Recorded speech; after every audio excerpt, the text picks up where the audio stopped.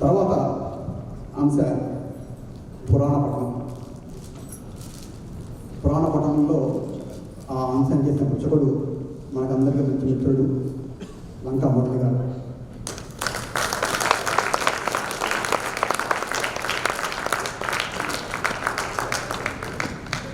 లంకా మురళి గారు మనందరికీ బాగా తెలుసు, మంచి గాత్రం ఉంది, అందుకే ఇప్పుడు చూస్తాను. మీరు ముఖ్యంగా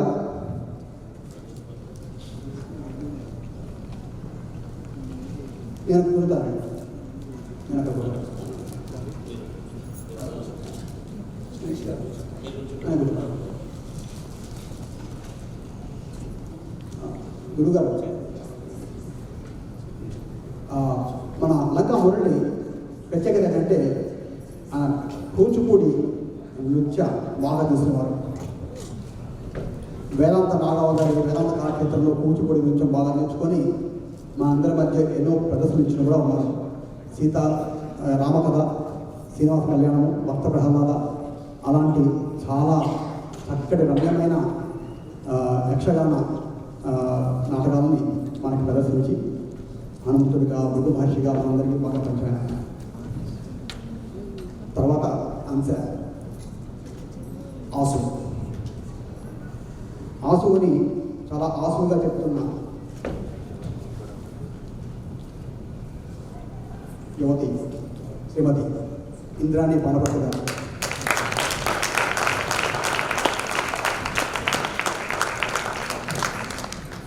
చదువుకున్నది ఇంజనీరింగ్, బీటెక్, ఎంఎస్ చేశారు. ఇప్పుడు ఐటీలో ఉద్యోగం చేస్తున్నారు. చక్కటి కవితలు రాస్తారు. వానకు తడిసిన పువ్వు ఒకటి, అడవి దారిలో గాలిపాట, ఇంటికొచ్చిన వర్షం మొదలగు కవిత సంకలనం చేశారు. రా బండిరా రా అనే ఒక నవలకు రాశారు. చిట్టి చిట్టి విలయాలు అనే చిన్న కథ రాశారు.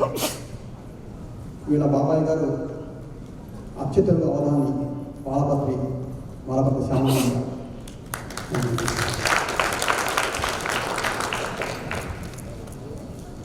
ఇకపోతే అవధానంలో చాలా మంచి ఎంటర్టైనింగ్ అంశం అప్రస్తుత ప్రసంగం.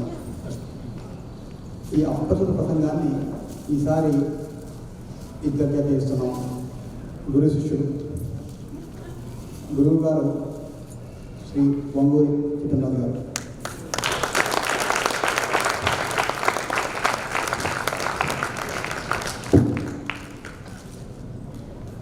వంగూరి గారికి మన అడిగి మనకి పరిచయాల్సిన అవసరం లేదు, కానీ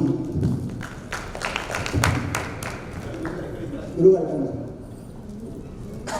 మీ ఇద్దరికి ఒకటే భయం. మన పుస్తకం కావాలి.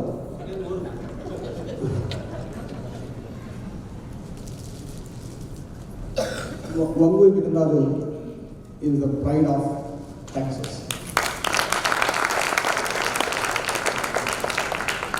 సాహిత్యపరంగా, తెలుగు భాషా సాహిత్యపరంగా ఆయన చేసే సేవ నా ఉద్దేశంలో అమెరికాలో ఇంకెవరు చేస్తారు. ఇండియాలో కూడా నా ఉద్దేశంలో ఎవరు చేస్తున్నారో నమ్మకం.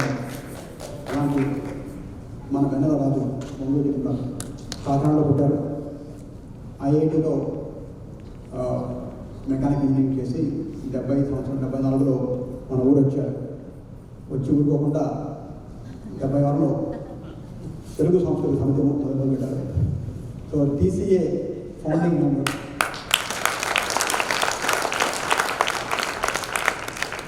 చాలా చక్కటి హాస్యకథలు రాస్తారు. డేంజర్ ఏంటంటే ఈ హాస్యకథలు ఎప్పుడు ఆఫీస్లో చదవకూడదు. చదివితే గట్టిగా నమ్మేస్తారు, మీరు ఫైర్ అయ్యే అవకాశం ఉంది. నిజంగా నేను కథలు చదువుతుంటే వచ్చే నవ్వు ఏ కథలో రావాలి. సాహిత్యానికి, తెలుగు సాహిత్యానికి చాలా పెద్దపీట వేస్తూ ఆయన వంగూరి ఫౌండేషన్ ఆఫ్ అమెరికా ఒక సంస్థ, నాన్ ప్రాఫిట్ సంస్థ స్థాపించి భాషకు, పుస్తక ప్రచురణకు ఎన్నడైనా సేవ చేస్తున్నారు. ఎంతోమంది కళాకారులను, సాహిత్యవేత్తలను భారతదేశానికి ఇప్పుడు చేస్తున్న ప్రస్తుత ప్రసంగం ఏంటంటే భారతదేశాన్ని నుంచి ఇక్కడ తెప్పిస్తూ మనందరికీ చాలా చాలా సహాయపడుతున్నారు. ఈయన గురించి తెలియని వాళ్ళు ఎవరు ఉండరు సాహిత్య విధంలో. సో తెలుసు. Thank you sir. ఈయన ఏమన్నారంటే, నా తర్వాత నా అంత వాడిని అప్రస్తుత ప్రసంగిని తయారు చేయాలి. అలాంటి వ్యక్తి నీకు ఎవరైనా ఉన్నానంటే ఎందుకు అంటే మన రామచెరువు ఉన్నాగా చెరువు రాము అని చెప్పి ఈ విధంగా స్టేజ్ మీద కొంచెం ట్రైనింగ్ ఇవ్వాలి. ఆ అబ్బాయి కూడా స్టేజ్ మీద అప్రస్తుత ప్రసంగం చేయించమని చెప్పేసి on stage just in time training కోసం రామచెరువు గారిని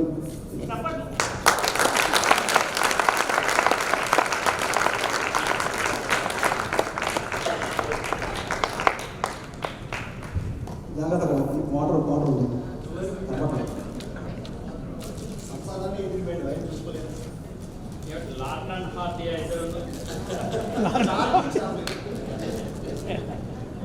రామ్ చెరువు రాము మా నెల్లూరు నుంచి వచ్చినవారు. ఇక్కడికి వచ్చి బాగా సాహిత్యపరంగా చాలా కృషి చేస్తూ శృతిలయ ఫౌండేషన్ ఒక ఫౌండేషన్ స్థాపించి ఇక్కడ పిల్లలకి తెలుగు సినిమా పాటల మీద ఉన్న మమకారానికి ఒక ఫౌండేషన్ ఫోరం తయారు చేస్తూ చక్కటి స్వరమాధురి అనే ఒక ఫోరం చేస్తూ ఎంతోమందిని తీర్చిదిద్దుతున్నారు. ఈ స్వరమాధురి కుర్రవాళ్ళ పిల్లలు పాడుతా తీయగా లాంటి చాలా ప్రతిష్టాత్మకమైన పోటీలలో మొట్టమొదటి ప్రైజ్ తెచ్చుకున్నారు. అలాగే ఆయన విశ్వనాథ్ అనే కె విశ్వనాథ్ కళాతపస్సు విశ్వనాథ్ అనేది చాలా అనుభవం. విశ్వనాథామృతం అని ఒక టీవీ సిరీస్లో తయారు చేశారు. చాలా కృషి చేస్తున్నారు. రామచంద్ర గారు, మంగూరు జగన్నాథ్ గారు కలిసి అప్రస్తుత ప్రసంగాన్ని చాలా చక్కగా కొట్టుకోకుండా చేస్తారని చేస్తున్నాం. వితౌట్ మచ్ డిలే అన్నాడు శ్రీ పుత్తూరు జగదీశ్వర్ గారిని చాలా బ్రీఫ్గా ఒక్కొక్క అంశం వస్తున్నాం కొడుతూ ఇంకా అందరూ ఒకసారి ఫోన్ ఆఫ్ చేసుకొని గణేష్ ఎంజాయ్ అవబడుతుందండి. మనకి దిగ్గజ లాంటి వాళ్ళకి సభలో ఉన్నారు. మహానుభావులు ధనమిత్ర గారు, ఎర్రాపల్లి రామకృష్ణ గారు, నవదూరి ముక్తి గారు, ఉరిమిండి రెడ్డి గారు, వెంకటరాజు గారు, ఏవిఎన్ రెడ్డి గారు, వీళ్ళందరూ ఎంతో మా అందరికీ భాషాపరంగా ఎంతో సేవ చేస్తున్న వాళ్ళందరికీ ఇక్కడ వచ్చి కూర్చున్నందుకు చాలా ధన్యవాదాలు సార్. Thank you.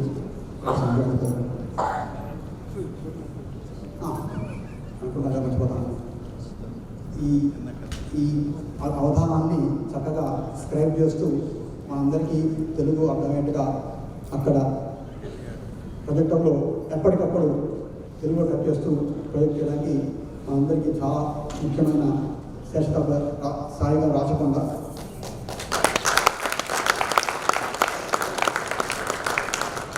పెళ్ళూరులో ఆడవచ్చు కానీ చెరువు కుటుంబంలో ఉన్న ఇంకా చెరువు గారు,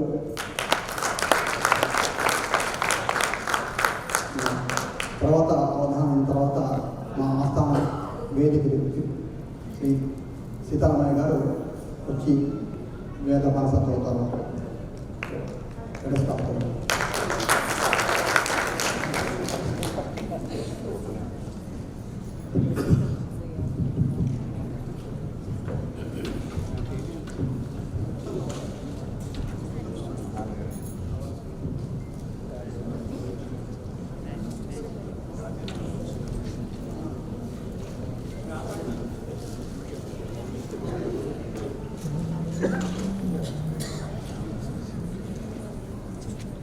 சபாய நம. பசங்களெல்லாம் பத்தியங்கள் ரொம்ப பயங்கரமாக சொன்னாங்க. இன்னைக்கு அவதானம் ரொம்ப பிரமாதமாக இருக்கு. அம்மாட்டி சொல்லிட்டாங்க, நான் తెలుగు వచ్చు. మేడసాని మోహన్ గారు నేను చదువుకున్న కళాశాలలోనే చదువుతున్నా. చాలా మిత్రులు. మా ఊళ్ళో మాది స్వప్నం గార్బేట్ నగరం. వీటి చంద్రగిరి దగ్గర నడింపల్లి అనేటువంటి చిన్న గ్రామం. వీరు చంద్రగిరి సంస్థానంలో మన కార్యవర్గ సంస్థానం. ఈ సంస్థానం రెండు విరుద్ధమైనటువంటిది, కానీ మేము ఇద్దరు మిత్రులం. మరి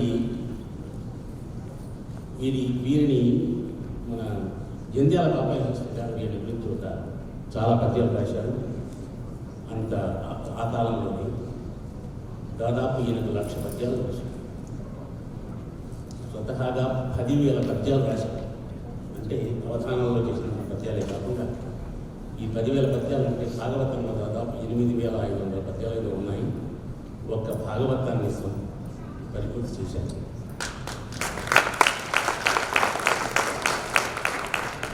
వీరి గురించి మన సుదేష్ పెరుట్ల గారు అప్పుడే చెప్పేశారు కాబట్టి ఇంకా వారి గురించి మరలా నేను చెప్పవలసిన పని లేదు. వీరిపైన ఒక పద్యం చదువుతాను.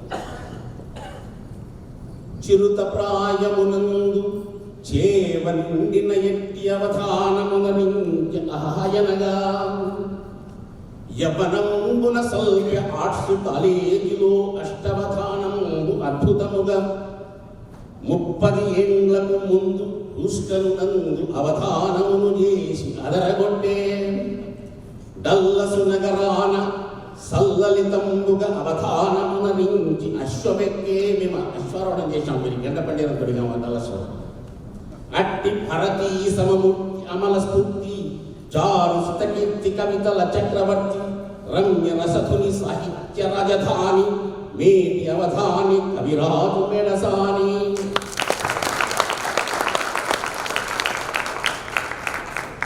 పండితోత్తములారా ఉద్దండులారా కృచ్ఛమోత్తములారా ప్రవీణులారా సహృదయము తోడ ప్రశ్నల చక్కగిడుచు వేగనవధానము నేటి వేదికపై చేయని ముడి బుధులారా శ్రేష్ఠులారా.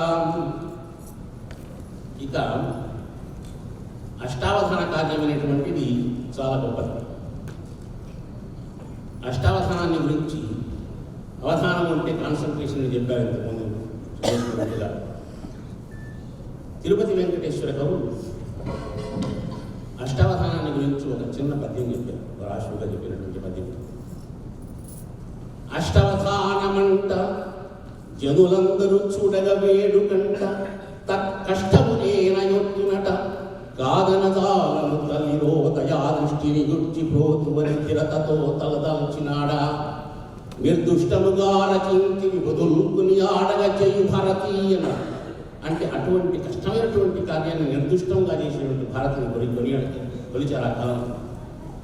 ఇప్పుడు అష్టావధాన కార్యము కష్టము అని నాకు తెలుసు, ఘనుడగు నీకు కష్టము కాదు సులభమే ఇష్టము దైవమిచ్చు ఇప్పుడు జయము అని.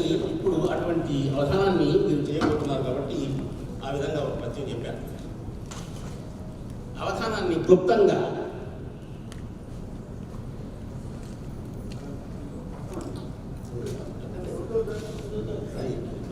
అది కూడా ప్రస్తుతం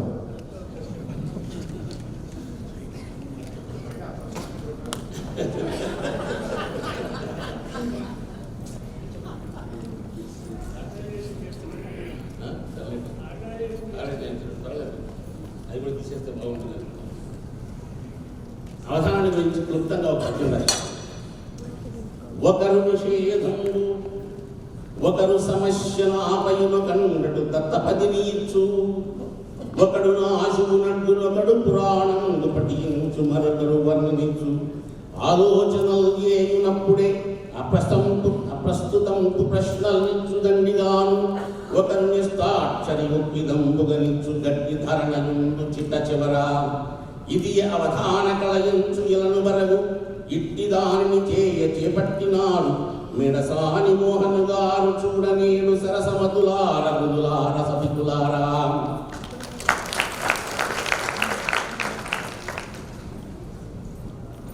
సభ్యులారా ఇప్పుడు అవధానం అనేటువంటిది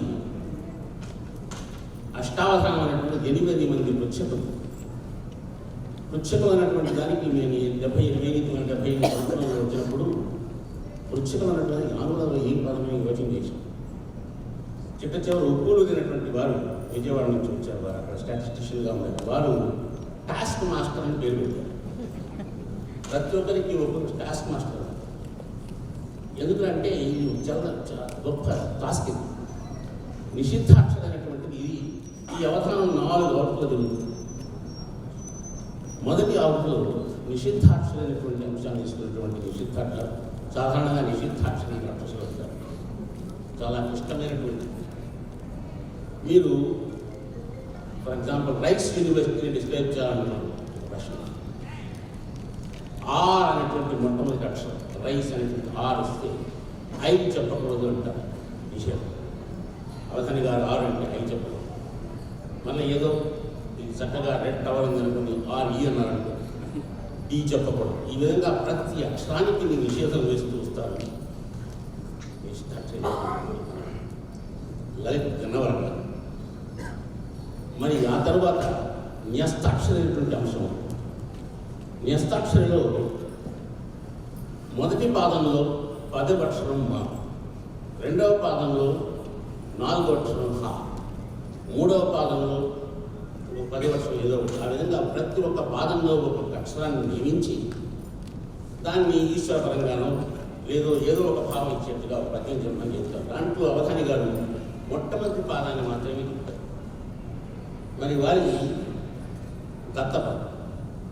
దత్తపది అంటే ఇచ్చినటువంటి పదములతో పద్యం చెప్పారు. 4 పదాలు ఏదో పాటని రోటని లాటని ఏదో ఒకటి చెప్పి శివుని పరంగా చెప్పాలి. పాటని ఏం చేస్తాడు శివుడు? దాన్ని అవధాని ఏదో ఒక విధంగా స్ప్రెడ్ చేసి మంచి భావం వచ్చేట్లుగా ఒక పాదాన్ని మాత్రమే వర్ణిస్తారు. ఆ తర్వాత వర్ణన.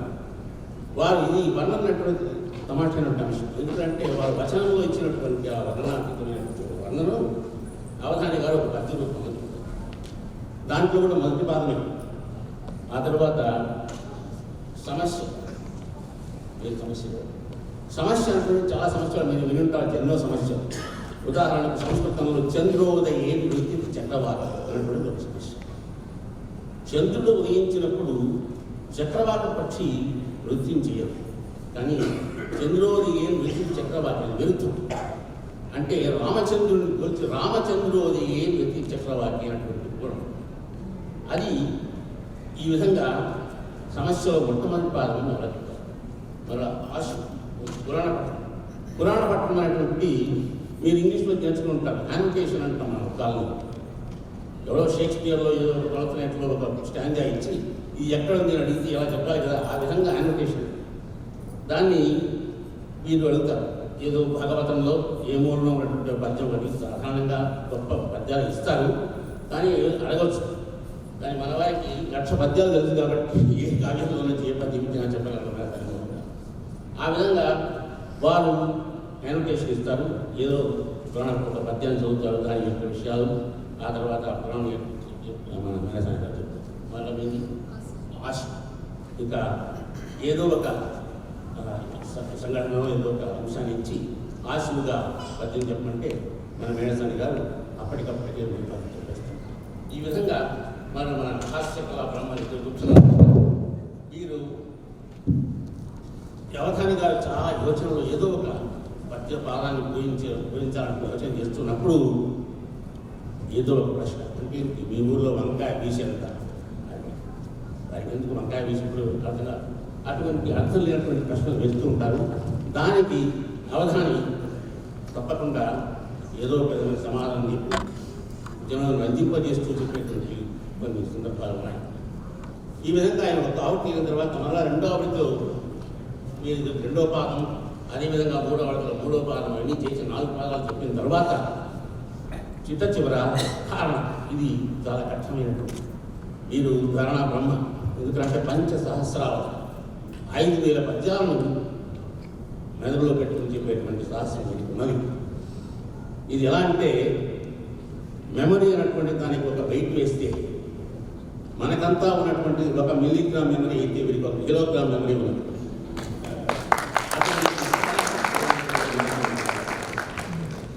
ఇప్పుడు ఈ విధంగా 4 ఆవుల తర్వాత ఆ విధంగా ధారణ చేసిన తర్వాత కరతాళ ధ్వనులు, పుష్పహారాలు, సన్మానాలు ఇవన్నీ జరుగుతాయి. సాధారణ గజారోహణం గండపెట్టడంలో జరగవచ్చు. మనకు గజం దొరకదు ఇక్కడ అదృష్టంలో, కాబట్టి వీరికి మన సన్మానం చేస్తాం. ఇంతటితో అవధానం యొక్క ప్రక్రియ యొక్క ఇంట్రొడక్షన్ పూర్తయింది. ఇక అవధానం ప్రారంభిస్తాం. ప్రార్థనతో మన ఘంటసాల మోహన్ గారు అవధానాన్ని ప్రారంభిస్తారు.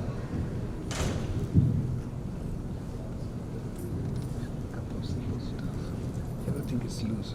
It's only this, just turn it this way.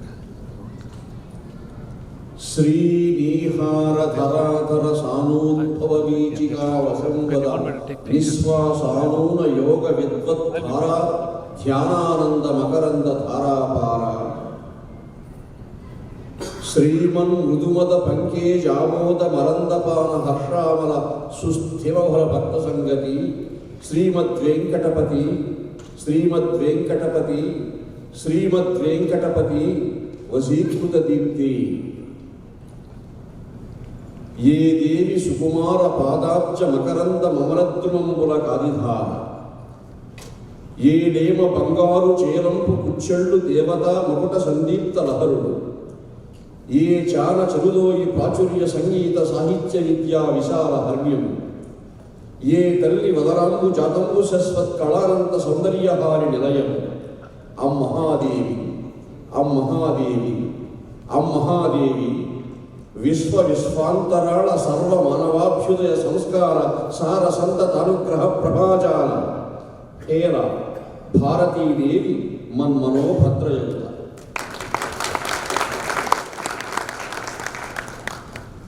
రాగా పూర్ణ శశాంక సంకరిత హీరస్ఫార సౌందర్య రేఖాకాంతిన్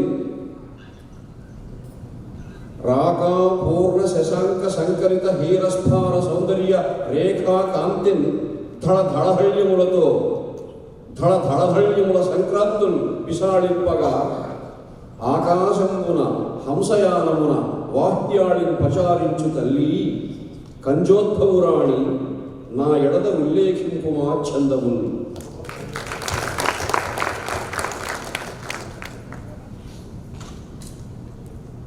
తన ఖీంకారముచే అనంత విధ చైతన్యాఢ్యమై సర్వసృష్టి నితాంత భ్రమణానుశీలగతి వాసింగాంచ ఆర్య ప్రశంసనలను యోగివతంస సేవనములను సంతుష్టుడో విఘ్నరాజు అనిశంభున్ హృదయస్థితుండవుచు దివ్యత్హారలందించుతను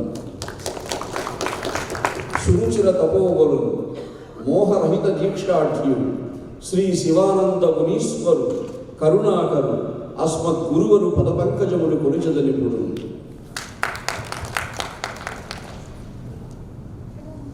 అగణిత పాండిత్యంబున ప్రగతి విలోకనములందు భావుకవరుడై జగతిన్ ఖ్యాతింగాంచిన జగదీశ్వర సత్కవీంద్రు సన్నుతిసేతులు రసవిభాషిత కవన సామ్రాజ్యమందు దిక్పతులలోని వెలుగొందు ధీరవరుల సరస సాహిత్య సౌహిత్య సంభరితుల పృచ్ఛకోత్తములను ముతియుత్తు భక్తి సత్వధార్మికమూర్తి సత్యనారాయణ రెడ్డివరుణుడు వరిష్ఠయసుడు సత్వధార్మికమూర్తి సత్యనారాయణ రెడ్డివరుణుడు వరిష్ఠయసుడు పొంగారు సుగుణాల బంగారు కట్టి శ్రీ బంగారు రెడ్డి హృత్పావనుడు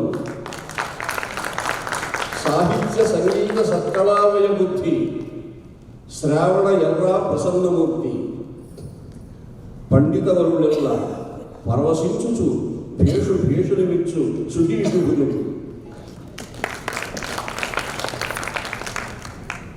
ఇందిరా చెరువాదిగా ఎందరేని మానితాత్మకులైనట్టి ధీనిధానులు ఈ వధానంపు తగ నిర్వహింపచూతురు ఎల్లవారికి దీవననిన్ను తల్లి.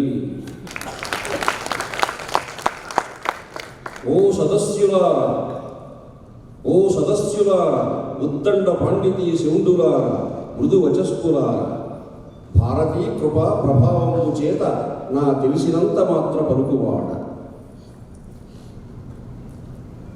జొన్నవిత్తుల వంశార్థి సోముడైన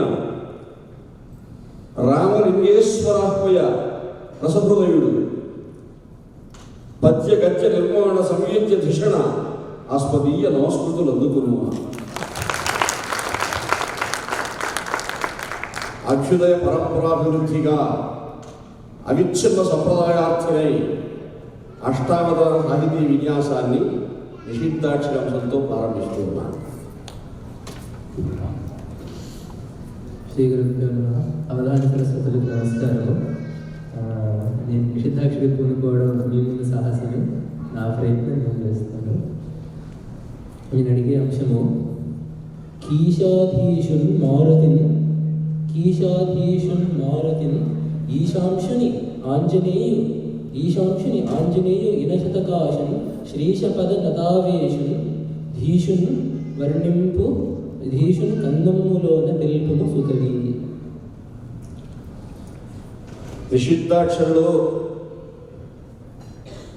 సాహసం చేస్తున్నాను అని భావించాల్సిన అవసరం లేదమ్మా. అలాంటి ఎన్నో సాహసాలు చేస్తేనే ఈ మాత్రం అవధానమైనా మేము. కాబట్టి అందులో నిషిద్ధాక్షరి ప్రశ్నించడం కూడా పద్యంతో ప్రశ్నించాడు ఆ చిరంజీవి. అది ఎంతో గొప్ప విషయం. పద్యంతోనే ప్రశ్నించడం అంటే అది ఒక ఆయన మరి ఒక నమస్కార బాణం నా పైన వేసి అంటే నమస్కారం బాణం కూడా హనుమంతుని వధించవలసిందిగా అడిగారు. చాలా గొప్ప విన్యాసము. కందపద్యంలో ప్రారంభిస్తూ ఉన్నాను. శ్రీ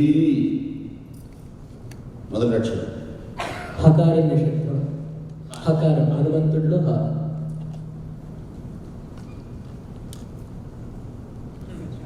మ తకారం తకారం య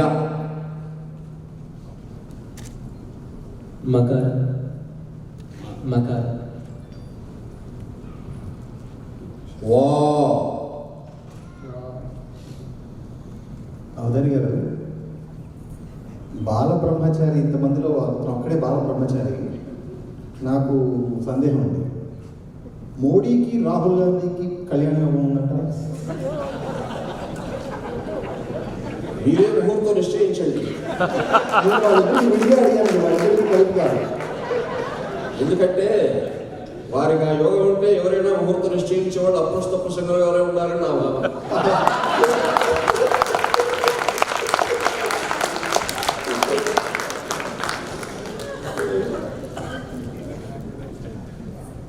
గకారం నిషేధం.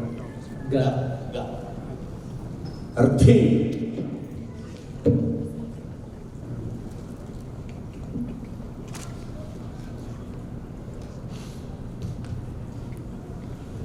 న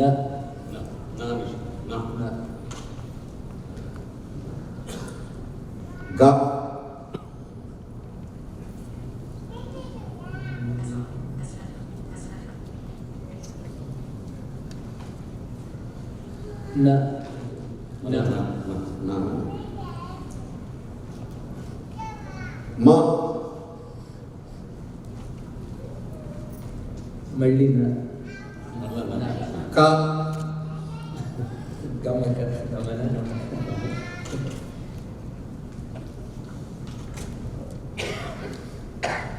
య య శ్రీమయ వార్ధికమక వరకు చెప్పాను. మలయాళ విషయం మై శ్రీమయ వార్ధికమకమై. అయ్యా అత్యద్భుతంగా అడ్డుపడుతున్నాడు ఆయన. ఎందుకంటే ఆ ఒడుపులు తెలిసిన వాళ్ళకి అడ్డుపడడం ఎలాగా తెలుస్తుంది. కాకపోతే 1200 పైగా అవధానాలు చేశాను కాబట్టి నాకు కూడా బొర్ర ఎన్ని వేషాలు చాలా వేషాలు కదా.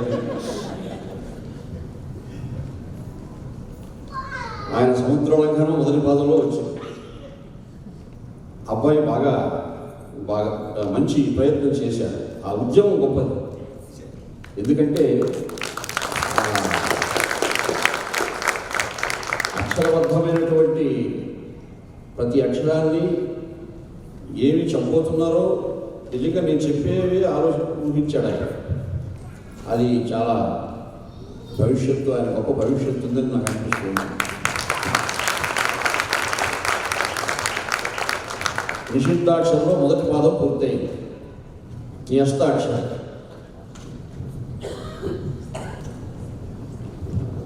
శ్రీ గురుభ్యో నమః. కూజంతం రామరామేతి మధురం మధురాక్షరం, కూజంతం రామరామేతి మధురం మధురాక్షరం, ఆరుహ్య కవితా శాఖాం వందే వాల్మీకి కోకిలం. వాల్మీకి కోకిలం అన్నారు కాబట్టి మత్త కోకిల వృత్తంలో ఈ శ్లోకార్థాన్ని మీరు అక్షరాలు అక్షరాలు చెప్పండి. మత్త కోకిల వృత్తంలో 16వ స్థానంలో మొదటి పాదంలో 16వ స్థానంలో కో ఓ కో ఏంటమ్మా కాదు రస్వం. నాలుగు పదాలు చెప్పాను. 18వ స్థానంలో కా దీర్ఘం రెండో పాదం. మొదటి పాదంలో 16వ అక్షరం కో, కో రెండో పాదంలో 18వ అక్షరం కా కా కాకి లోపల.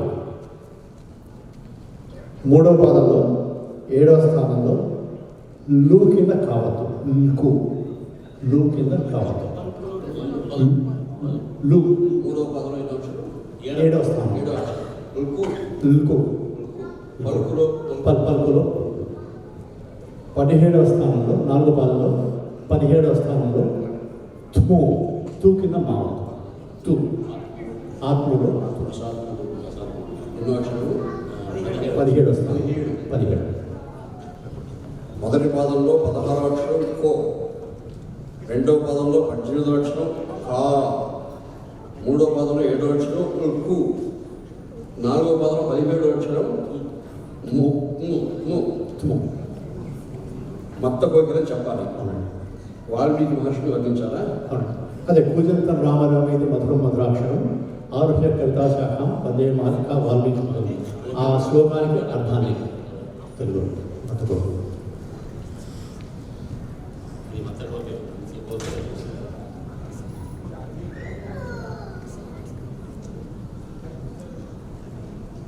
నవధాని గారు, మీ ఇద్దరు ఏమన్నా ముందు కాస్త మాట్లాడుతున్నారా? మనం మాట్లాడుకుంటే మంచిది, వాళ్ళతో మాట్లాడేది నాకు ఇందాక మీరు ఆ బాల అవధానంతో చేస్తున్నప్పుడే మ్యాచ్ ఫిక్సింగ్ ఏమన్నా కొంచెం డౌట్ వచ్చింది.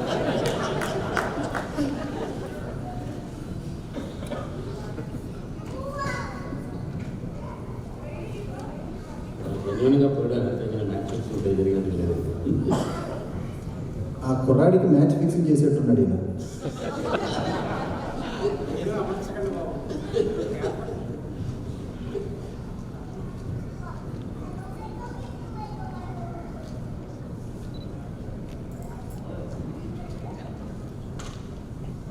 మొదటి పాదంలో 16వ అక్షరం కో రావాలి.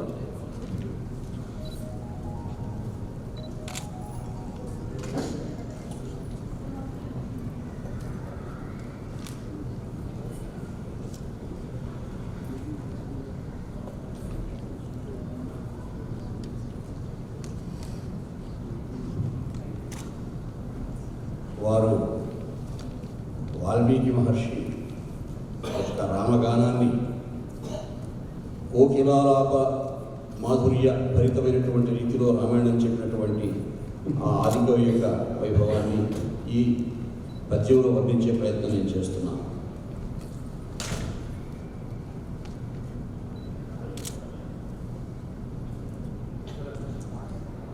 పదహారాక్షరం కో అన్నారు. రామగానము కావ్య రీతుల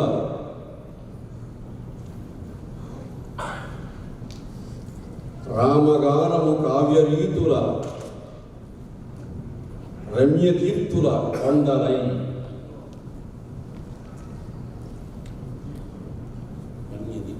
రామగానము కావ్య రీతుల రమ్యతీర్థుల కొండలై.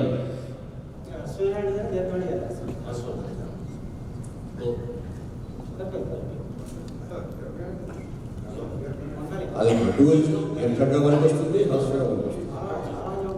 నిజంగా అది గురువు పడి తీరాలి. కానీ ఆయన హర్షం అడిగారు. ఇందాక నుంచి నేను గుర్తుకుంటున్నాను. ఆయన కో హర్షం అంటున్నారు, ఈయన కో అంటున్నారు. అది ఎలా వస్తుంది? అది ఏం తిందామని కదా 16 అనుకుంటున్నాను నేను. అద్భుతంగా పూరం చేశారు, కొమ్ము చేశారు. అటు ఆయనకి మాట్లాడకపోయింది. జయభావం చేశారు. అదే ఛందోబద్ధంగా చూస్తే అక్కడ లఘువు రాదు, గురువే వస్తుంది. కానీ వారు లఘు అడిగారు. నేను లఘువంతుడినే, పెద్దవాడినే కాదు. కాబట్టి లఘువుకు గురువుకు న్యాయం చేయాలనే భావంతో ప్రయత్నించారు. ఆ పక్కన మీరు ఉపయోగం గురువు గురించి కూడా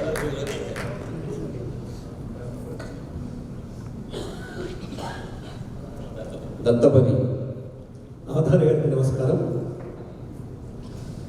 దత్తపదినిత్తు ధారణా ధర్మమూర్తి చెట్టు నిచ్చెరా ఇచ్చెద పిట్టనొకటి పువ్వు నిచ్చెరా గోవును పూజకిత్తు భరతమాత పూజేవనువరము నిండు. ఇప్పుడు అది పరిగణిస్తాను. పాలపిట్ట, జమ్మి చెట్టు, దేశీ ఆవు, తంగెడు పువ్వు, ఈ నాలుగింటిని స్వీకరించి భారతమాత వైభవాన్ని వర్ణిస్తూ ఏ దురాక్రమణనైనా ఎదుర్కొని భారతి విజయాన్ని సాధిస్తుందని పద్యం చెప్పండి. పద్యం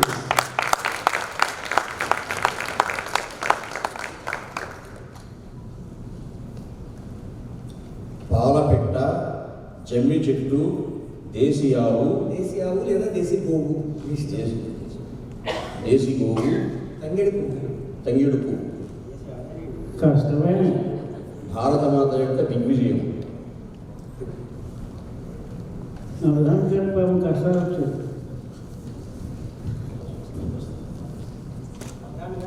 అవధానం గారి కష్టాలు వచ్చాయని పెదవిలో ఉంది. ఒకవేళ ఆధారమైన కష్టాలు వచ్చినా అప్రస్తుత ప్రసంగంలో సానుభూతి పొందే రీతిలో దేవుడి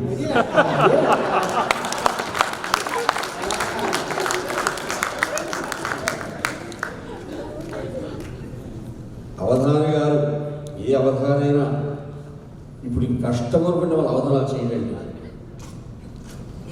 కాబట్టి కష్టాలు వచ్చినా సుఖాలు వచ్చినా జీవితంలో వస్తూ ఉంటాయి, అవధానాలు రావు. అంటే ఆయన ఉద్దేశం మీకు కష్టాలు వస్తే ఈ ఓదార్పు యాత్ర చేద్దాం.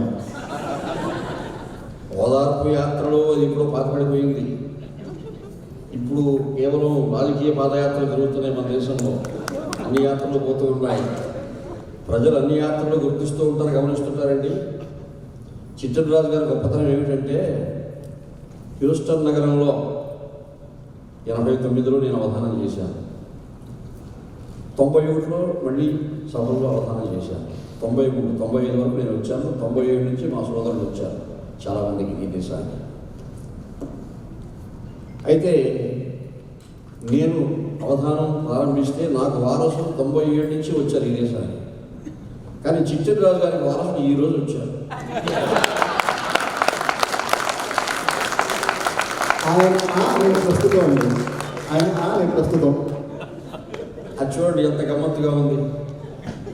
కాబట్టి అప్రస్తుత ప్రసంగానికి ఆయన ఇచ్చిన ఆ స్థానం కానీ అది గొప్పది. అలా అనిపిస్తూ ఉంది నాకు. అన్నగారు మంచి ప్రశ్న ఇచ్చారు. పాలపిట్ట, జమ్మి చెట్టు, దేశీ ఆవు, తంగేడు పువ్వు ఈ శబ్దాలతో భారతమాత యొక్క దిగ్విజయాన్ని వర్ణించవలసిందిగా అడిగారు. ఛందస్సు నా ఇష్టమైన ఇష్టం. నా ఇష్టం అంటున్నారు కాబట్టి నేను శార్దుల వృత్తాన్ని ఎన్నుకుంటున్నాను.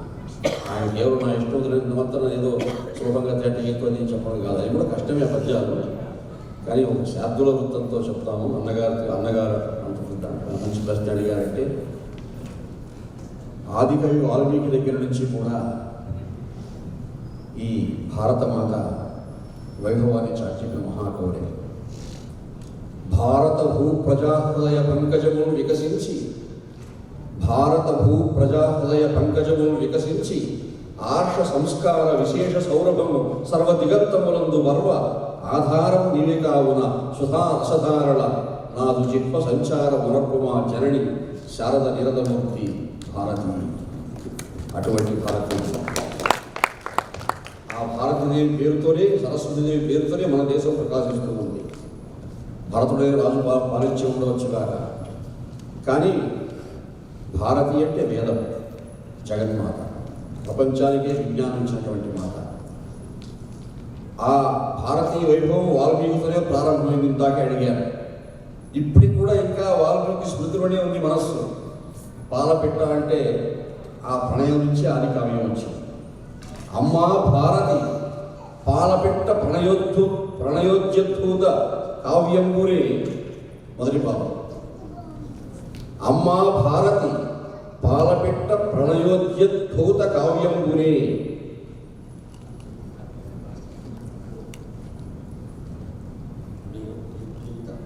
కావ్యంబురి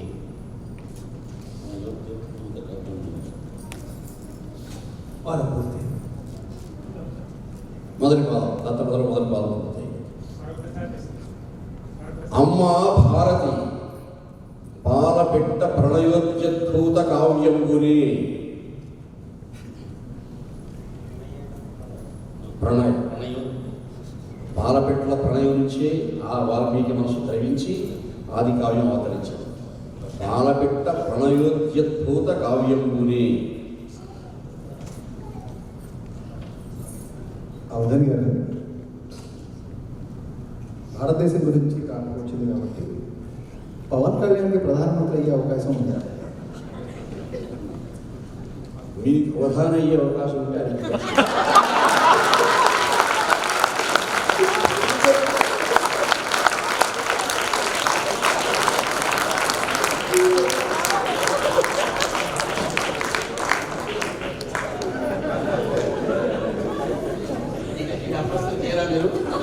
నేను ప్రస్తుతంగా ఉండాలి. గురువు గారు బాగా కంటిన్యూ ఇచ్చారు. ఇంకా నేను అడిగేది కాదు, కోపం మిగిలిపోతుంది. సమస్య ఓకే. శ్రీ గురుభ్యో నమః. సభా సరస్వతి నమస్కారం. ఇంతమంది పండిత దిగ్గజాల మధ్య కూర్చోవడం కూడా గొప్ప అదృష్టం. అలసన వారి మను చరిత్రను వర్ణించాలంటే మేడసాని మోహానికి ఎవరు సాటి లేని ఒక మానుడి. హిమాలయ శిఖర సౌందర్యాన్ని వర్ణించిన పద్యాలలో అటజని కాంచి భూమి సూర్యుడు పద్యం చాలా రమ్యమైంది, ఎంతో మనోహరంగా ఉంటుంది. అలాంటి పద్యం వర్ణించమని అడుగుదాం అనుకున్నాం అందరం. కానీ ఇప్పుడు జరుగుతున్న కొన్ని సంఘటనలు మనసును కకలావికలం చేశాయి. ప్రతి దేశ సరిహద్దులు బద్ధంగా ఉంచడం ఆ పరిపాలకుల యొక్క వాళ్ళ యొక్క కర్తవ్యం, ఆ ప్రజల యొక్క కర్తవ్యం. భద్రతకు ప్రమాదం తెచ్చేవి అక్రమ వలస, ఇల్లీగల్ ఇమిగ్రేషన్. దీని నుంచి కాపాడుకోవడం ఎంతో అవసరం. కానీ ఇప్పుడు మా మెక్సికో అమెరికా రాష్ట్ర సరిహద్దులో జరుగుతున్న భద్రత అనే నెపంపై అక్రమంగా దేశ సరిహద్దులు దాడుతున్న తల్లిదండ్రులని పిల్లల నుంచి వేడి చేస్తున్నారు. ఒకరికొకరు ఇంకా దొరకరేమో అనే అనుమానం వస్తుంది. ఈ సరిహద్దు అక్రమంగా ఇల్లీగల్ ఆపడానికి వస్తున్న వాళ్ళని పిల్లల్ని తల్లిదండ్రులని శిక్షించాలి. అక్రమంగా వచ్చారు కాబట్టి పిల్లలు ఉంటే శిక్షించలేరు. అందుకే పిల్లల్ని వేరు చేసేసి శిక్షిస్తుంటే పిల్లలు తిరిగి వెళ్ళలేమో అని 3 నెలల పిల్లల నుంచి అది వస్తాను. ఇది చూసి చాలా బాధ వేస్తుంది. రాజధర్మం ఉంటుంది, మానవత ధర్మం ఉంటుంది. ఇది ఎప్పుడు సంఘర్షణ ఎప్పుడు ఉంటుంది. ఏది మంచిది, ఏది హితము, ఏది ధర్మం అని ఉంటుంది. ఈ హిత ధర్మ ఈ సందిగ్ధంలో ఏది కరెక్ట్గా చెప్పడం కష్టం. ప్రవరాక్షుడు కాలమహిమ వల్ల తిరిగి వస్తూ ఇక్కడికి వస్తే, టెక్సస్, అమెరికా, మెక్సికో ప్రదేశానికి వస్తే అక్కడ జరుగుతున్న ఈ సంఘటనను చూసి ఏం చేయాలో తెలియని పరిస్థితుల్లో ఎలాగదని పరిష్కారం చేయాలని మా అందరికీ వస్తున్న ఫ్రస్ట్రేషన్ అని కలిగితే అప్పుడు హిమాలయ శిఖరాల యొక్క ఆ జలపాత శబ్దాలని దబంగ తరంగ ముదంగ అంటూ చక్కగా ఆ శబ్దాన్ని చేస్తున్నప్పుడు ఎలా వర్ణించారో పదంతో, అదేవిధంగా ఈ ఘోషని ఆయన ఏ పదం ఉపయోగించి వర్ణిస్తారో, మాలో ఉన్న ఫ్రస్ట్రేషన్ ఎలా ఆయన వస్తే అప్పటి అల్లసాని పెద్దన్న ప్రవరాఖ్య నోటించి పెట్టిన భావాన్ని ఇప్పటి మేడసాని మోహన నోట్లోంచి ఎలా వస్తుందో నాకు కోరుకోండి.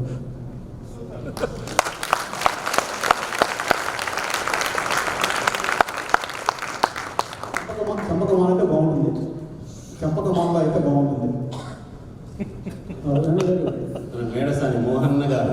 అని నాకు చెప్పారు. కాబట్టి అవధాన్ గారు మీరు అన్నట్టు చెప్పకున్నారని చెప్తాను.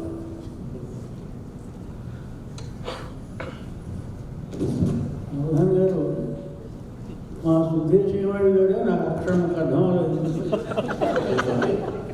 ఇంకా మీరు ఏం చెప్పినా కూడా అర్థం అవ్వదని నాకు తెలిసిపోతుంది. ఇంకా స్వేచ్ఛావృత్తం బహుశా అది సంప్రమాలు ఉన్నారు. అది అపజని సంప్రమాలు కదా మరి, అందుకోసం ఇది ఇక్కడ సంప్రమాలు చెప్పాలి. ప్రవరుడు వచ్చినాడిటకు భద్రత అన్నది అభద్రభావమై, ప్రవరుడు వచ్చినాడిటకు భద్రత అన్నది అభద్రభావమై,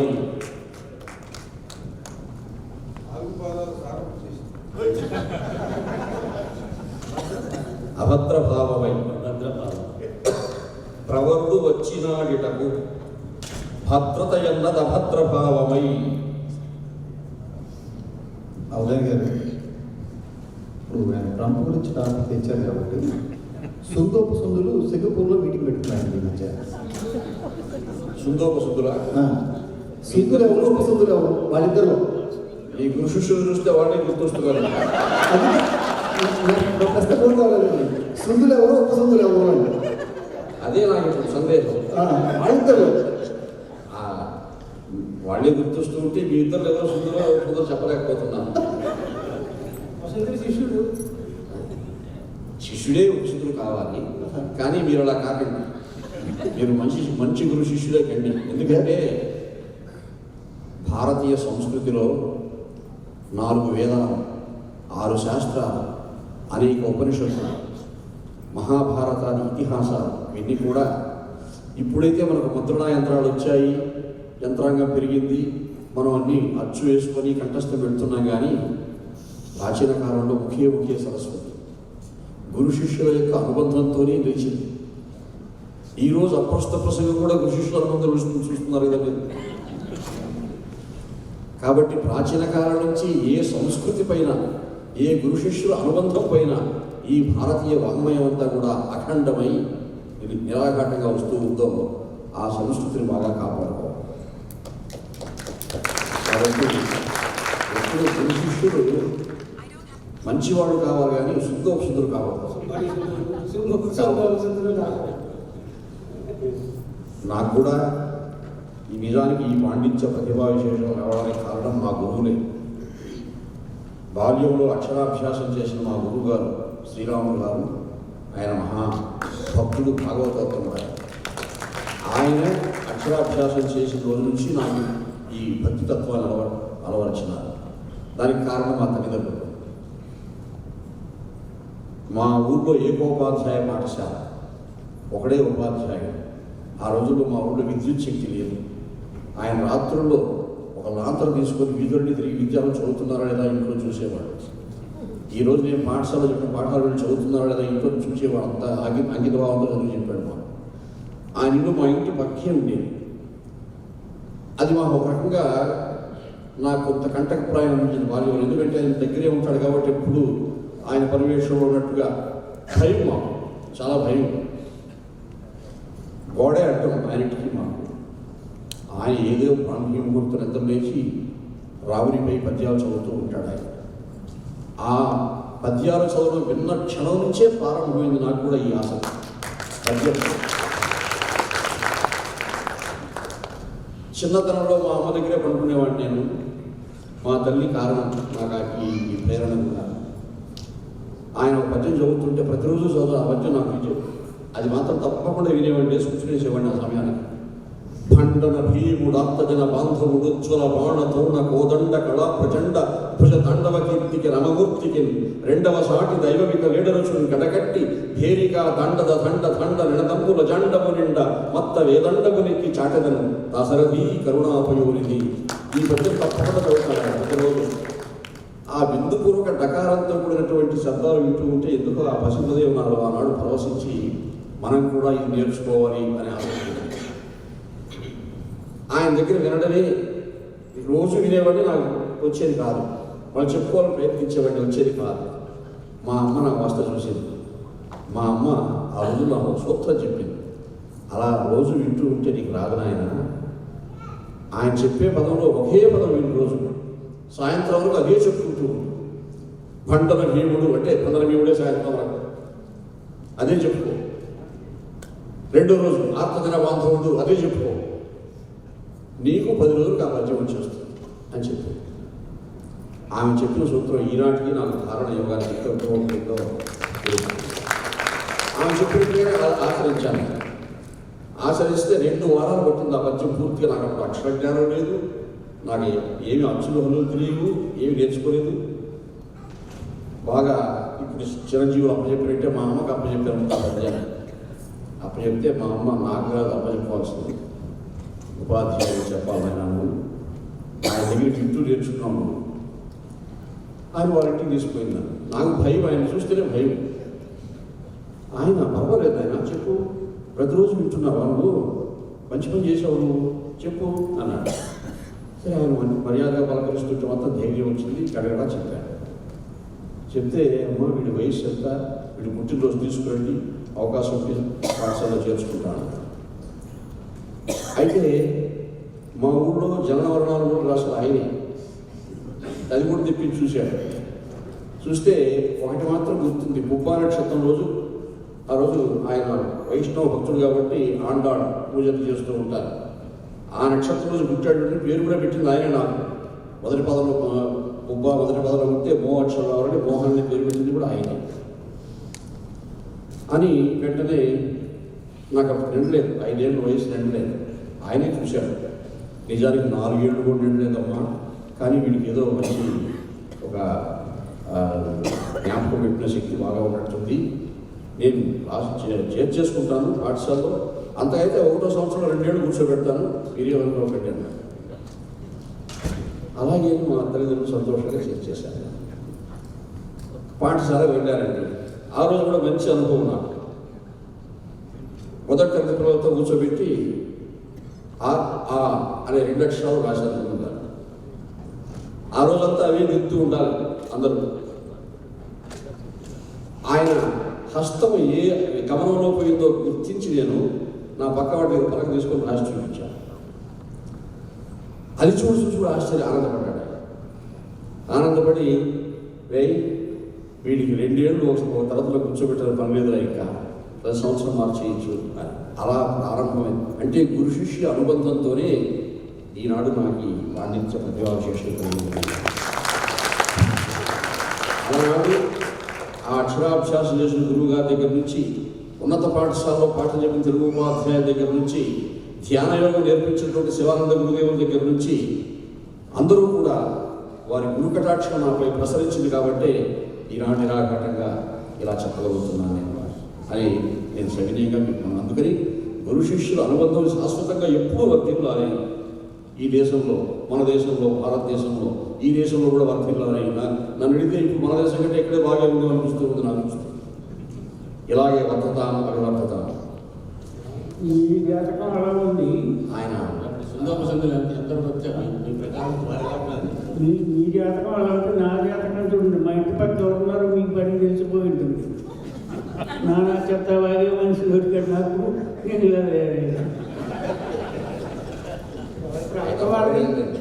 అయినా పర్వ మంచి శిష్యులు తయారు చేస్తున్నారు. శిష్యులు మీ పేరు నిలుపుతారు.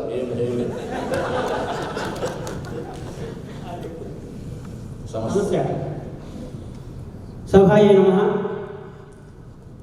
గుడిని బృంగ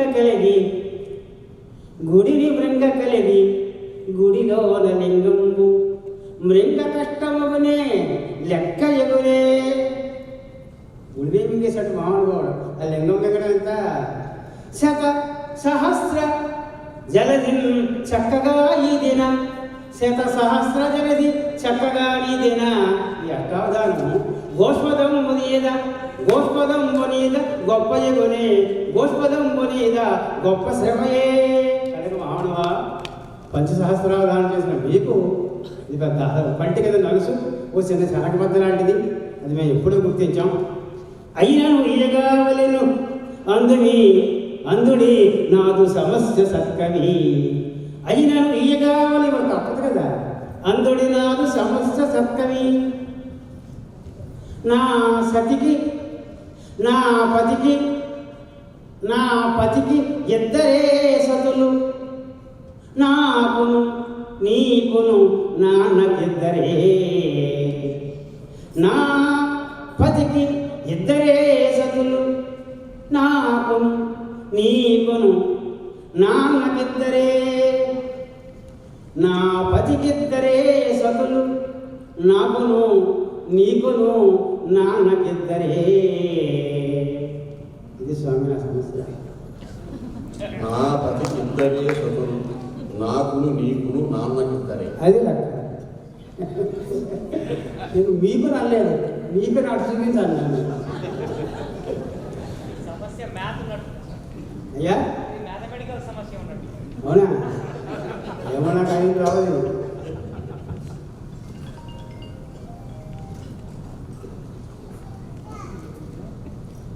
నా పతికి ఇద్దరే సతులు అంటే ఈవిడ స్త్రీ అవ్వాలి, ఆయన పురుషుడు అవ్వాలి. కనుక ఆయనకి ఇద్దరు భార్యకి ఈవిడ ఒకటి అవ్వాలి.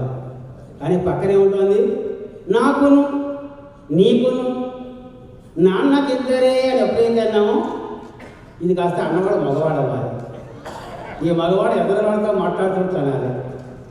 నిజంగా కొంచెం నాకు ఆయన చూస్తే ముచ్చటే శోభొచ్చేసింది. అందుకే ఆయన సముద్రానికి ఇద్దరు మానవాడి లెక్క అన్న ఉద్దేశంతో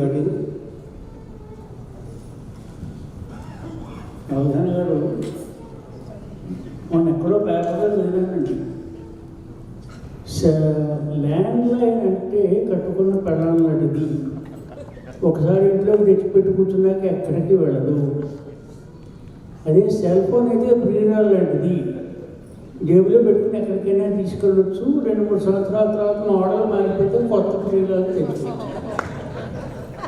నా ప్రశ్న ఏంటంటే మీకు ఎన్ని సెల్ ఫోన్లు ఉన్నాయి?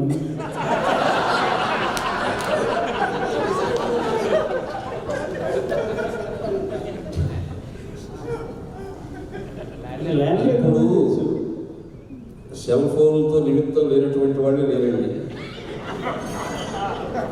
నాకు అనిపిస్తుంది జీవుడు పుట్టుకతో కొన్ని భవబంధాలతో పుట్టాడు. ఈ అధునాతన కాలంలో కొత్తగా చేయడం భవబంధం సెల్ ఫోన్. అది లేకుండా జీవించలేము. ఉన్న సమస్య లేకున్నా సమస్య. కాబట్టి నిజానికి నేను చాలా కాలం సెల్ ఫోన్ తీసుకోలేదండి. తిరుమల దేవస్థానంలో అన్నమాచార్య వారి డైరెక్టర్గా ఉన్నా కానీ నాకు సెల్ ఫోన్ ఎప్పుడో ఈవో గారు మంజూరు చేసినా నేను తీసుకోలేదు. ఎందుకు తీసుకోలేదంటే ఏమంటే ఈ 10 రోజులు మీరు అందుబాటులో లేని నాకు అక్కడ దగ్గర సెల్ ఫోన్ వేస్తారండి. అలా 4-5 సార్లు తప్పించుకుంటూ ఉంటే అమ్మ వీడు చాలా కాలాంతం ఆయన వెంటనే ఆ రోజు తెప్పించి ఇచ్చారు. ఈ రోజు నుంచి మీ దగ్గర ఉంటుంది అని. అలా ఫోన్లు ఉండవలసిందే కానీ అవి సద్వినియోగమో దుర్వినియోగం వాళ్ళ ఆయా మనోధర్మాల బట్టి జరుగుతూ ఉంటుంది. వెంకటేశ్వర స్వామి గారు సెల్ ఫోన్ లేదు. ఆయన కింద సెల్ ఫోన్, ఆయన యంత్రాంగమే సెల్ ఫోన్ ప్రపంచంతో చూస్తుంటాడు. ఆయన ఏమి అన్నమాచార్యులు చెప్పారు కదా, అందరి మనములు హరియే ఇరువురు అని. ఎవరి మనసులో ఏముందో ఆయన సెల్ ఫోన్తో అవసరం లేదు, ఆయన తెలిసిపోతుంది. మనకు అవసరం మీ మనసులో ఏముందో ఆయన తెలియకపోవచ్చు, నా మనసులో మీకు తెలియకపోవచ్చు, కానీ ఆయన మాత్రం అన్నీ తెలుస్తాయి. కాబట్టి ఇప్పుడు కూడా ఆయన అవధానం చూస్తుంటాడు, మీ పుస్తక ప్రసంగం ఉంటుంటాడు. స్వామికి అసలు భక్తులండి వ్యాసాలు మోహన్ గారు. ఎక్కడైనా సరే ఒక పావుగంట ఈ సపోర్ట్స్ వచ్చినా ముందు వెంకటేశ్వర స్వామి గురించి చెప్పకుండా ఎక్కడా ఉండరు ఆయన. నేను ప్రత్యక్షంగా ఆయన ఆ వ్యాఖ్యానాలు కూడా ఆయన మహానుభావుడు అలా కళ్ళప్పుడు నీళ్ళు పుట్టికి చెప్పేలా చెబుతారు ఆయన వ్యాఖ్యానాలు.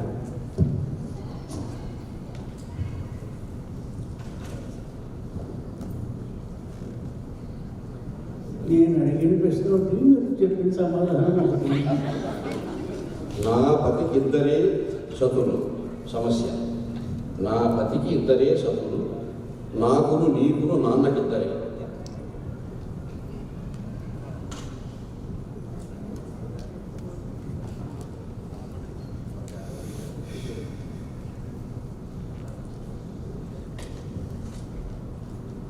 మరో చిన్న అనుమానం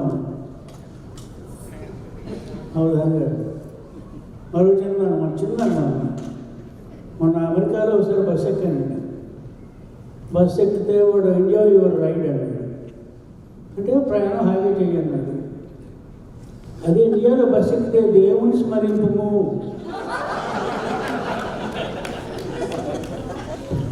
ఇండియాలో బస్సు ఎక్కితే నేను ఏమని తెలుసుకోమంటాడు ఎందుకు? అమెరికాలో వాడు హాయిగా ప్రయాణం చేయాలంటాడు ఎందుకు? ఏమిటంత తేడా, ఫిలాసఫీ తేడా మనకి? మనకి ఇండియా బస్సుల్లో దేవుని స్మరింపము ఉంటుంది బోర్డు. ఆ పక్కన ఇంకో ఎలపెట్టి కూడా ఉంటుందండి. అన్ని మాటలు అన్ని చెప్పగలను. దేవుని స్మరింపము, హరే రామ హరే కృష్ణ హరే కృష్ణ, ఆయనే నేను రక్షించుగాక అన్ని తర్వాత తిరుమల తిరుపతి దేవస్థానం సంబంధించిన వాహనాల్లో తప్పకుండా ఉంటుంది. కలియుగంలో దేవుని స్మరించడం అవసరమే కదండి. యజ్ఞయాగాదులు అవసరం లేదు, జపహోమాదులు కాదు. త్రికరణ శుద్ధిగా నా నామ సంకీర్తనం చేస్తే చాలని భగవంతుడే చెప్పాడు. కాబట్టి భగవంతుని స్మరించుకుంటా మనం ఏమీ చేయలేం కదా.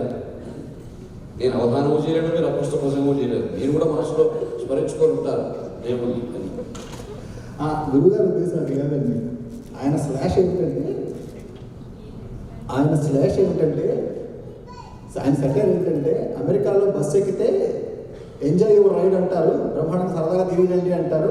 ఇండియాలో బస్సు ఎక్కితే దేవుని స్మరించమని చెప్తారు. ఏంటి తేడా రెండింటికి అని? ఇక్కడ విషయం బట్టి నాకు అంత తెలియదు.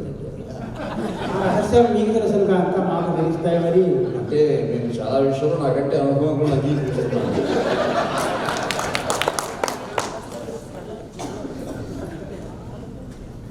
మన బస్సులో దేవుణ్ణి స్మరిస్తూ ఎంజాయ్ రైడ్ అవుతుందండి.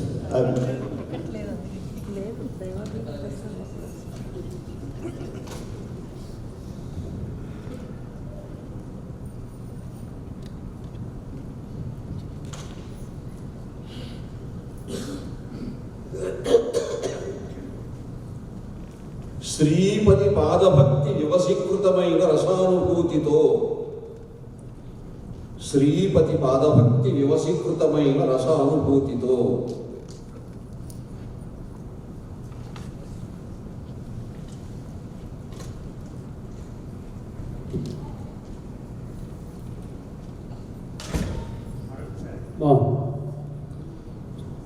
శ్రీపతి పాదభక్తి వివసీకృతమైన రసానుభూతితో మొదటి పాదం అయింది.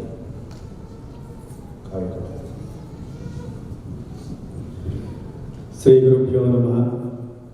సభలో ఉన్న పెద్దలకి, వేదిక అలంకరించిన పెద్దలకి అందరికీ నమస్కారం అండి.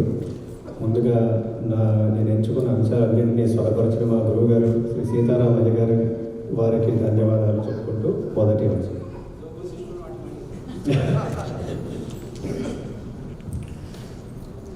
ఏ దేశములన్ వసించితిరి, ఏ దేశములన్ వసించితిరి, మీరే గిరుల్ చూచినారు, ఏ తీర్థములన్ గృంకిడితిరి, ఏ ద్వీపముల్ మెట్టినారు, ఏ పుణ్యవనావళి త్రిమ్మరితిరి, ఏ తోయధుల్ దాసినారు, ఆయా చోటులన్ గల్గు వింతలు మహాత్మానాకెరింగింపవే, మహాత్మానాకెరింగింపవే.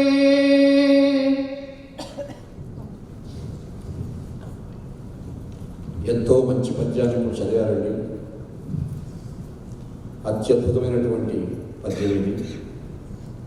ప్రబల రాజాధిరాజ వీర ప్రతాప రాజ పరమేశ్వరార్థ దుర్గా నటేశ సాహితీ సమరాంగణ సార్వభౌమ శ్రీకృష్ణ దేవరాయల వారి యొక్క ఆస్థానంలో అష్టదిగ్గజ కవులలో అగ్రతాంబూలం స్వీకరించినటువంటి మహాకవి, ఆంధ్ర కవితా పితామహుడు అల్లసాని పెద్దన్న గారు మనుచరిత్ర కావ్యాన్ని రచించారు. స్వారోకృష్ణ మనుసంభవము అనే పేరుతో రచింపబడినటువంటి ఆ కావ్యము మనుచరిత్రముగా జగత్ప్రసిద్ధమై నాటికి నేటికి ఈనాటికి రసజ్ఞలోకం చేత ఆరాధింపబడుతూ ఉన్నది. అందులో ప్రవరుడు నిష్ఠాగరిష్ఠుడు, అనుష్ఠానశీలుడు, సదాచార సంపన్నుడు.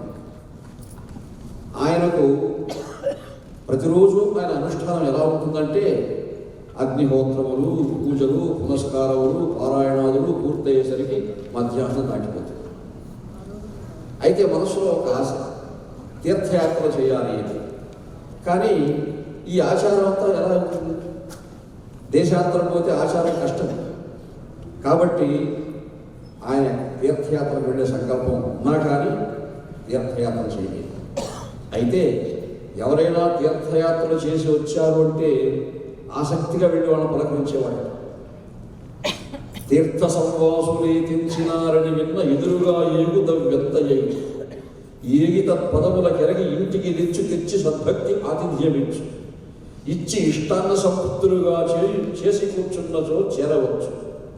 వచ్చి ఇద్దరగలు వరది పర్వత సరి తీర్థ మహాత్మ్యము తెలియనడు అడుగుతాడు, ఆసక్తిగా అడుగుతాడు. అది ఆ లక్షణం ఆయనకు ఉంది కాబట్టి ఒకరోజు ఆయన ఇంటికి ఒక సిద్ధుడు వచ్చాడు. చాలా చిన్న వయసులో ఉన్నాడు ఆయన, చాలా పక్క చిక్కిన శరీరంతో కూడా ఉన్నాడు ఆయన. ఆయన సిద్ధుడు చూస్తే చాలా గొప్పవాడనే భావన కలుగుతూ ఉంది. ఆయన్ని కూడా ఎంతో ఆతిథ్యమించి ఆయనకు పాదపూజ చేసి అతిథి సత్కారాలు పూర్తయిన తర్వాత అడిగాడు ఆయన, స్వామి మీరు ఏ దేశాలు చూశారు, ఏది ఇప్పుడు చదివారు ఆ పద్యాలు అడగడమే చూడండి. ఆసక్తి, ప్రవరాఖ్యంలో ఎంత ఆసక్తి ఉందో. ఏ దేశములను చరించి తిరిగి ఏ గిరులు చూచినారు, ఏ తీర్థములందు గృంకిడి తిరిగి ఏ ద్వీపములు పెట్టినారు అన్నీ అడిగాడు. ఆయా చోట్ల వరకు వింతలు మహాత్మా నా గిరింగింపలు, మీరు ఎక్కడెక్కడ ఏమేమి చూశారో నాకు ఆ వింతలు చెప్పండి స్వామి అని ఆసక్తిగా అడిగాడు పవన్. ఈ పద్యం ఎటువంటిదంటే ముందు వివరణ చాలా ఉంది, తర్వాత చాలా ఉంది. అటువంటి పద్యం అది. అడిగాడు, ఆయా చోటుల కలుగు వింతలు మహాత్మా నా గిరింగింపని అవి నాకు చెప్పండి స్వామి అని అడిగాడు. అవి చెప్పడం ప్రారంభించాడు. ఆయన చెప్పడం ప్రారంభించేసరికి ప్రవరుడికి మతిపోయింది.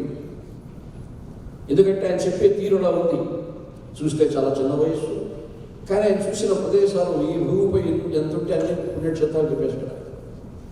ఓ చతురాస్య వంశ కరశోధని పూర్ణ శశాంక తీర్థయాత్రాచన శీలిణై జనపదంబులు పుణ్య నదీ నదంబులను చూచి అందునందుగల చోద్యములను కనుగొంటి ఆ పటీరాచల పశ్చిమాచల హిమాచల పూర్వ దిశాచలములను 4 పక్కల భూమికి 4 పక్కల ఉండే పర్వతాల పేరు చెప్పేశాడు. మరి ఎంత ఆశ్చర్యము! ఆ చెప్పడంతో పాటు ఏదో నేను ఆ పలానా పర్వతాలు చూశానని చెప్పడం కాకుండా అక్కడక్కడ ఉండే వింతలు కూడా చెప్పాడు. లంబమాన రవిరథ తురంగ శృంగార చారు చామరచ్చట ప్రేక్షణ క్షణోద్వీవ చముర సముదయము ఉదయం రంగల విశేషములు శేషపణిన లెక్కింప శక్యంబే అంధకరిపు కంధరావాస వియోగ దుర్వ్యద భోగ భోగిని పరివేష్టిత పటీర వాటిక వేల ఏలారత మలయము రంగల చెరువుకు విరోజని అకటకట వికట కూట కోటి విటంక శృంగాటక ఢోకమాన జలబిందుబింబ గళదమృత బిందు దుర్దినార్ద్రీకృత సల్లకి పల్లవ ప్రపంచన పరంజన హస్తి హస్తంపురంగల మణిప్రస్తరముల విశ్రాంతి చింతించిన మేనం పులకరిప్పుడు పొడవిడు స్వస్వ ప్రవర్తిత వర్ధిష్ఠు ధరణీరుహ సందోహ దోహద ప్రధానాసమాన ఖేర ఐలవిల విలాసిని విలాస వాచార తులాకోటి కలకలాహూయమాన మానస మదాలస మరాళంబగు రజతశీలంబు నోలంబులం గాళగడు విహార ప్రదేశములను కనుగొన్న సంస్కృతి క్లేశములు వాయవే సతత బలజల శ్రవణ పరాయణ ఐరావణ విషాణకోటి సముట్టంకిత కటక పరిస్ఫురత్కురువింద కందలవరాత జాతారాత సంకాప సర్పద భ్రమి విభ్రమ దురంతరము మేరుధరధరము శ్రేయకంపులు కలయంగను గురుట బహుజన్మ సుకృత ఫల పరిపాకంపురంగాక ఎల చేకూర నేర్చు నేనింటి మహాద్భుతములనియు ఈశ్వరానుగ్రహమున అల్పకాలములను కనుగొంటిని. అంటే అదంతా పర్వత ఆశ్చర్యంగానే ఉన్నాడు. అంటే ఏ పర్వతాల్లో ఉదయ పర్వతంపై అప్పుడే సూర్యుడు ఉదయిస్తూ ఉండగా ఈ మృగాలు కొన్ని రెక్కలు ఆ కోకలు నిక్కించి ఎలా ఉత్సాహంగా చూస్తుంటాయో ఆ దృష్టిని చూశారన్నాడు. హిమాలయాల్లో కుబేరుడు ఆయన ధర్మపత్ని పెంచుకున్నటువంటి మృగాలు చూశానన్నాడు. వాళ్ళు పెంచుకున్న పెరటి చెట్లు చూశానన్నాడు. ఆ వింతలు చూశానన్నాడు. ఆ వేదికలపై కూర్చున్నానన్నాడు. అంటే ఏం చెప్పాలి ఇక? అది అద్భుతమైన అంశం. అయితే ప్రవరుడు నిష్కల్మషుడు. ఆయన మనసులో ఏమి దాచుకోలేడు. అనుష్ఠానశీలుడు కదా, సదాచారపరుడు.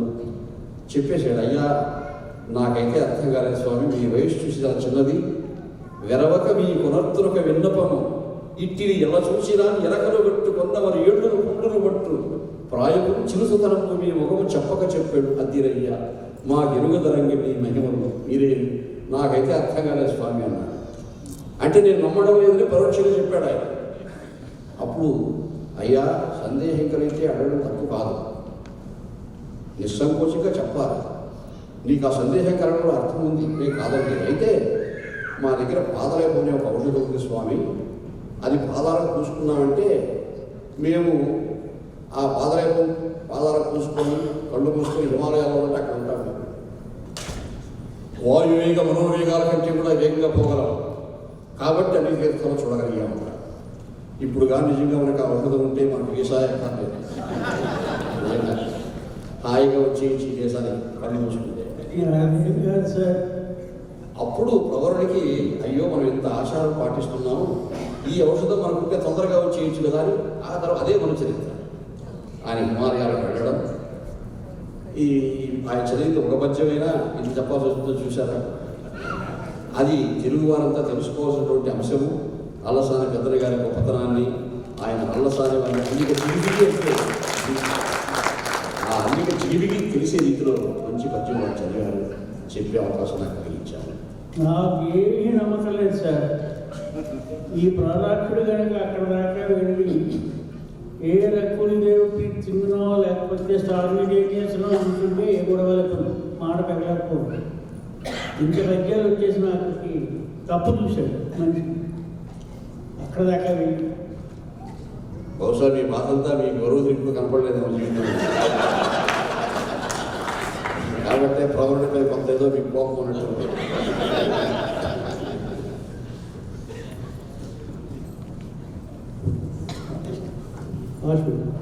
ఈశ్వర స్వరూపమైన సభకి నమస్కారం అండి. అవధాని గారికి నమస్కారం. ఇందాకే సెల్ ఫోన్ గురించి మాట్లాడారు. సెల్ ఫోన్ వాడని మనిషి లేడు. సెల్ ఫోన్ని శనిగ్రహంతో పోలుస్తూ ఆ గ్రహశాంతికి ఏం చేయాలో ఒక పద్యం. సెల్ ఫోన్ని శనిగ్రహంతో పోలుస్తూ, అవునండి, ఆ గ్రహశాంతికి ఏం చేయాలో నివారణోపాయం చెప్పండి.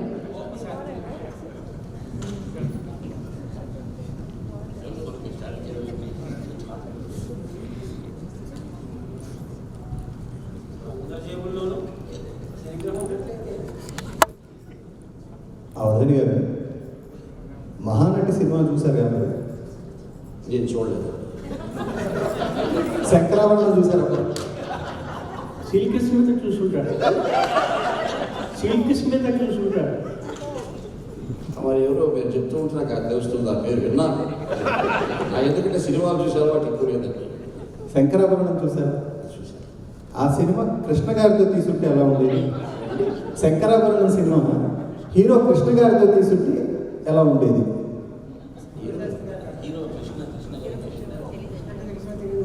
హీరో కృష్ణ గారు, నటశేఖర కృష్ణ గురుగారు.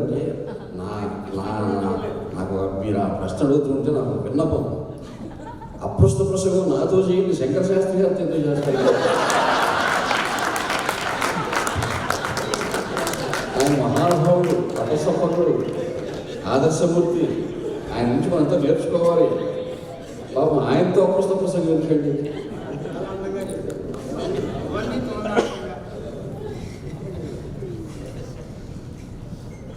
చాలా మంచి ప్రశ్న అడిగారు సోదరి. శనిగ్రహంతో పోల్చమన్నారు సెల్ ఫోన్ని.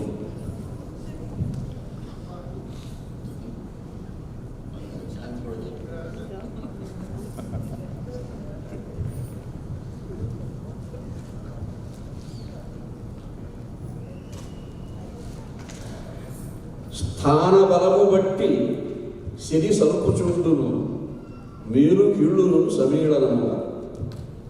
శని అన్నిసార్లు చెడ్డ చేయడం ఆయన స్థాన బలం బట్టి లేదు. ఏమన్నాడు శని అంటారు, గంటకి శని అంటారు. మళ్ళీ కొన్ని ఇంట్లో ఉంటే బాగా మంచి మనం స్థాన బలము బట్టి శని సలుపుచుండును మీరు కీళ్ళును సమీళనముగా. అటులే సెల్లు ఫోను చటుల పుడికి తోడ మంచి చెడును మెరయ మనకు సరుపు. కాబట్టి సెల్ ఫోన్లో కూడా మంచి చెడు ఉంటుంది. అది కూడా ఒకప్పుడు అవసరం మనకు. ఈ దేశంలో ఉన్నాను నేను, మా శ్రీమతి గారికి నా సమాచారం తెలియాలి. ఒకప్పుడు ఈ సెల్ ఫోన్ లేనప్పుడు ఎవరినో ఆశ్రయించి ఆ ఫోన్ తీసుకొని ఇట్లా ఎన్నో కష్టాలు పడేది. ఇదే సమరం మేము వచ్చిన 89 నుంచి వస్తున్నాం. ఆ రోజుల్లో బాగా కష్టాలు. ఈ ఫోన్ ఇంటికి చేసుకోవాలంటే మాకు ఎవరో ఆధారపడవలసి వచ్చేది. ఇప్పుడు అది లేదు. ఇందులోనే ఏదో సిమ్ వేసి ఇస్తూ ఉంటారు, అందులోనే అది మాట్లాడేసి. అటువంటి మంచివి ఉన్నాయి. కొన్ని ఎక్కడున్నా వల వేసి పడతారు. మనం ఫోన్ తీయాలా తీయవద్దా అంత సందేహిస్తాం. ఇటువంటివి ఉన్నాయి. కాబట్టి రెండూ ఉన్నాయని భావంతో కొంచెం చెప్పారు. చాలా ఆనందంగా చెప్పారండి. ఇప్పుడు ఒక ఆవృత్తి పూర్తయిందండి అష్టావధానంలో. రెండో ఆవృత్తి నుంచి ఇంక నాకు వాళ్ళు చెప్పే పని ఉండదు కాబట్టి, నేనే చెప్పే పని ఉంటుంది కాబట్టి తొందరగా అయిపోతుంది. నిషిద్ధాక్షరుడు మంచి ప్రశ్న అడిగారు చిరంజీవి. హనుమంతుడు హనుమంతుడు అంటే సామాన్యుడు కాడు ఆయన. ఇందాక శని ప్రసక్తి వచ్చి చూసారా? ఈ శనికి హైకమాండ్ ఆయనే, హనుమంతుడే. రెండో పదం మొదటి పక్షం అక్షరం నిషిద్ధం చేయొచ్చు. రేఖ రేఖ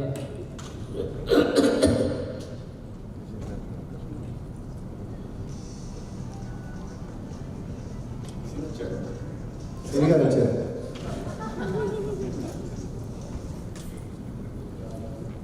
ధీ ప్రాసనీయ మా